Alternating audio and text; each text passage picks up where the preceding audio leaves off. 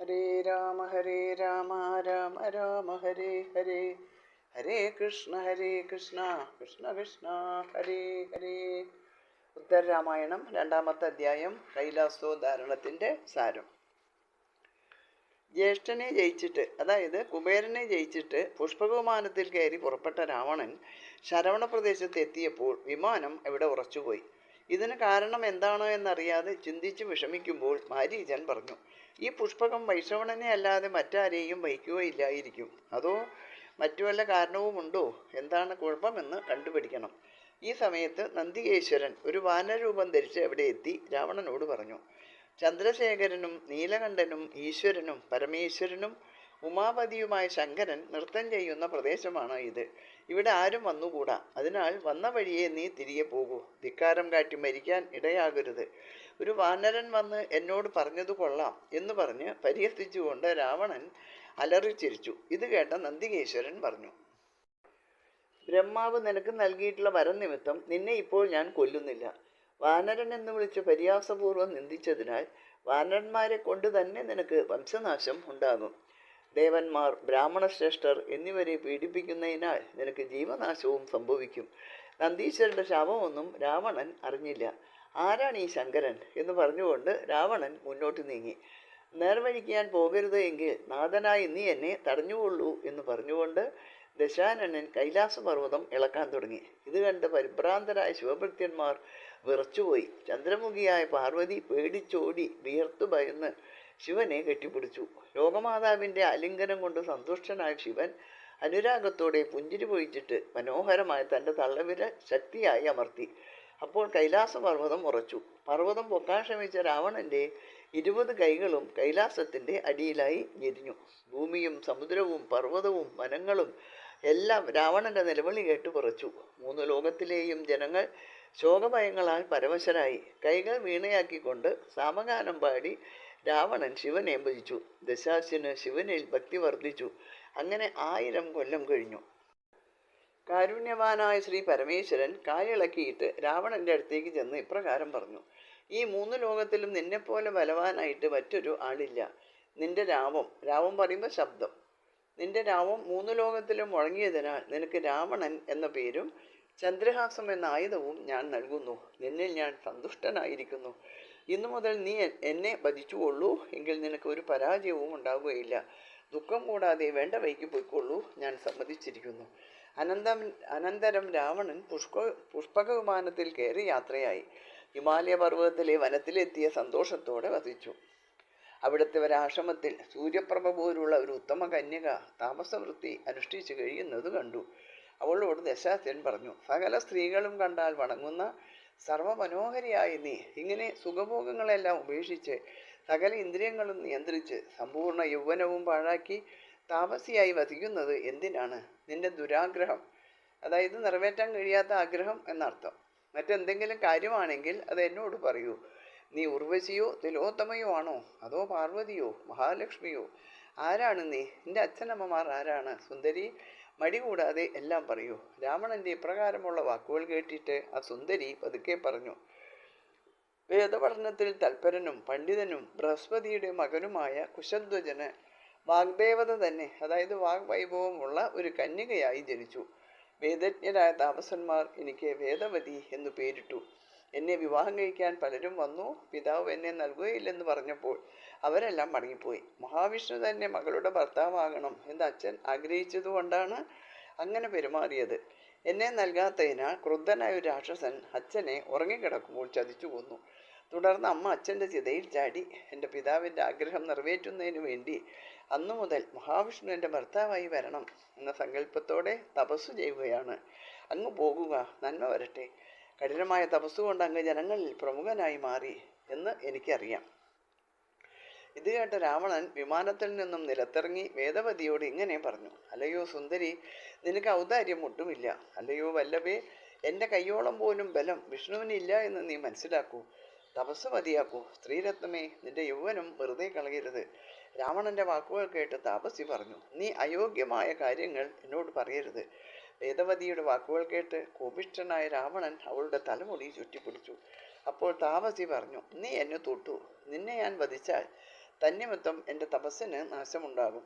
ഈ ശരീരം ഇപ്പോൾ ഞാൻ ഉപേക്ഷിച്ച് ഒരു രാജാവിൻ്റെ സുശീലയായ മകളായി അയോനിജയായി ഞാൻ ജനിക്കും. എന്നെ അനുഭവിക്കാൻ കഴിയാതെ തന്നെ നിനക്ക് മരണം സംഭവിക്കും. മാത്രമല്ല നിന്റെ വംശനാശവും അതോടെ ഉണ്ടാകും. ഇപ്രകാരം ശപിച്ചിട്ട് വേദവതി തൻ്റെ യോഗാഗ്നിയിൽ ശരീരം ദഹിപ്പിച്ചു. ഇപ്പോൾ സീതാദേവിയായി ജനിച്ചിരിക്കുന്നത് അവൾ അത്രേ. ഇന്ന് സാക്ഷാൽ മഹാവിഷ്ണുവാണ്. രാവണവധത്തിലാണ് അങ്ങയുടെ അവതാരം. അനന്തരം രാവണൻ വിമാനത്തിൽ കയറി മരുത്തൻ എന്ന രാജാവിൻ്റെ യാഗശാലയുടെ മുറ്റത്ത് ചെന്നിറങ്ങി. അവിടെ ഉണ്ടായിരുന്ന ദേവന്മാർ പെട്ടെന്ന് വേഷം മാറി മറിഞ്ഞു. ഇന്ദ്രൻ മയിലിൻ്റെയും കാലൻ കാക്കയുടെയും വരുണൻ അരയന്നത്തിൻ്റെയും കുബേരൻ ഓന്തിൻ്റെയും രൂപങ്ങളായിരുന്നു മറിഞ്ഞു നിൽക്കാൻ സ്വീകരിച്ചത്. മരുത്തൻ അനങ്ങാതിരുന്നു. അപ്പോൾ രാവണൻ പറഞ്ഞു, ഒന്നുകിൽ നീ എന്നോട് യുദ്ധം തുടങ്ങുക, അതിന് കഴിവില്ലെങ്കിൽ എന്നെ വണങ്ങുക. അതിന് മരുത്തൻ ഇങ്ങനെ മറുപടി പറഞ്ഞു, നീ എന്താണ് ചാബല്യ വാക്കുകൾ പറയുന്നത്? നിനക്ക് കാലപുരിക്ക് പോകണമെന്നുണ്ടോ? നീ ആരാണ്? വേഗം പറയൂ. രാവൺ, എന്നോട് രാജാക്കന്മാരാരും പേടി കൂടാതെ ഇപ്രകാരം പറഞ്ഞിട്ടില്ല. വൈശ്രവണന്റെ ജ്യേഷ്ഠനും പൗലസ്ത്യതനയനുമായ ദശമുഖനാണ് ഞാൻ. ജ്യേഷ്ഠനെ ജയിച്ചിട്ട് വരികയാണ്. വൈഷ്ണവന്റെ അനുജനും പൗലസ്ത്യതനയനുമായ ദശമുഖനാണ് ഞാൻ ജ്യേഷ്ഠനെ ജയിച്ചിട്ട് വരികയാണ്. യുദ്ധം ചെയ്ത് അവനിൽ നിന്നും പുഷ്പവിമാനവും ഞാൻ സ്വന്തമാക്കി. ഇത് കേട്ട് ചിരിച്ചുകൊണ്ട് മരുത്തൻ പരിഹാസത്തോടെ ഇങ്ങനെ പറഞ്ഞു, പിതാവിന് തുല്യനായ ജ്യേഷ്ഠ സഹോദരനെ ജയിച്ച നീ മഹാധർമ്മിഷ്ഠനും പരിശുദ്ധനും തന്നെ. ദുഷ്ടനായി നിന്നെ കൊന്ന് സജ്ജനങ്ങളെ രക്ഷിച്ചേ തീരൂ. ഇങ്ങനെ പറഞ്ഞുകൊണ്ട് എഴുന്നേറ്റ് നടന്ന മരുത്തനോട് ബൃഹസ്പതി മഹർഷിയുടെ സഹോദരനും മുനിശ്രേഷ്ഠനുമായ സമ്പർത്തൻ പറഞ്ഞു, യാഗദീക്ഷ തുടങ്ങിയാൽ മറ്റൊരു കാര്യത്തിലും ഉത്കണ്ഠ ഉണ്ടാകരുത്. മഹേശ്വര യാഗത്തിനിടയ്ക്ക് വെച്ച് ഭംഗമുണ്ടാകാനും പാടില്ല. യുദ്ധത്തിൽ ജയിക്കുമോ തോൽക്കുമോ എന്നറിയാനും ശ്രമമാണ്. അതിനാൽ ഇനി യാഗം പൂർത്തിയാക്കാതെ മറ്റൊന്നും പാടില്ല. സമ്പർത്ത മഹർഷിയുടെ വാക്കുകൾ അനുസരിച്ച് മരുത്തൻ യാഗകർമ്മങ്ങളിൽ മുഴുകി.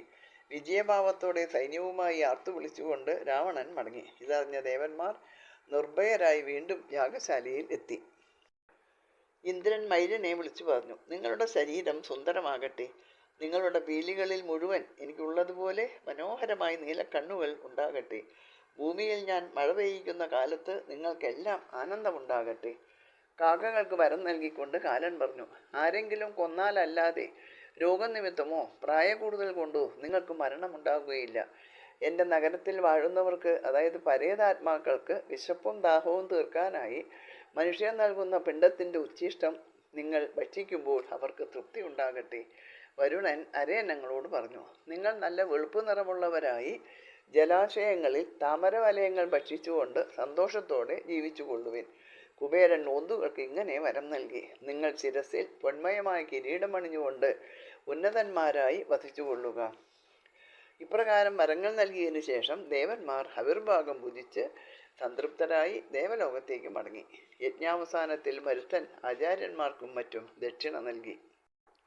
അനന്തരം രാവണൻ ഓരോ രാജ്യത്തും ചെന്ന് രാജാക്കന്മാരോട് പറഞ്ഞു, ഒന്നുകിൽ വേഗം യുദ്ധത്തിൽ വരിക, അല്ലെങ്കിൽ എന്നെ വന്നു വണങ്ങുക.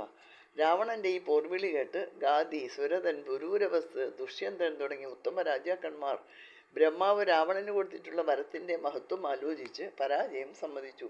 അഹങ്കാരിയായ രാവണൻ പിന്നീട് അയോധ്യയിലെത്തി അനരണ്യൻ എന്നും ചില സ്ഥലത്ത് പറയുന്നുണ്ട് എന്ന രാജാവിനെ പോരിന് വിളിച്ചു. കോപിഷ്ഠനായ രാജാവും രാവണനും തമ്മിൽ ഘോരവും അത്ഭുതകരവുമായ യുദ്ധം നടന്നു. രാവണൻ അനാരണ്യൻ്റെ ചതുരംഗപ്പടം മുഴുവൻ നശിപ്പിച്ചു. സൈന്യനാശം കണ്ട രാജാവ് നേരിട്ട് രാവണനുമായി ഏറ്റുമുട്ടി. ഇരുവരും അസ്ത്രശസ്ത്രങ്ങൾ പരസ്പരം വർഷിച്ചു. ഭയങ്കരമായ യുദ്ധത്തിനിടയിൽ രാവണൻ ഗദ കൊണ്ട് അനാരണ്യനെ പ്രഹരിച്ചു. അടിയേറ്റ് തളർന്നു വീണ രാജാവ് വേദനയോടെ രാവണനെ ശപിച്ചു, ഞാൻ ഇപ്പോൾ മരിക്കും.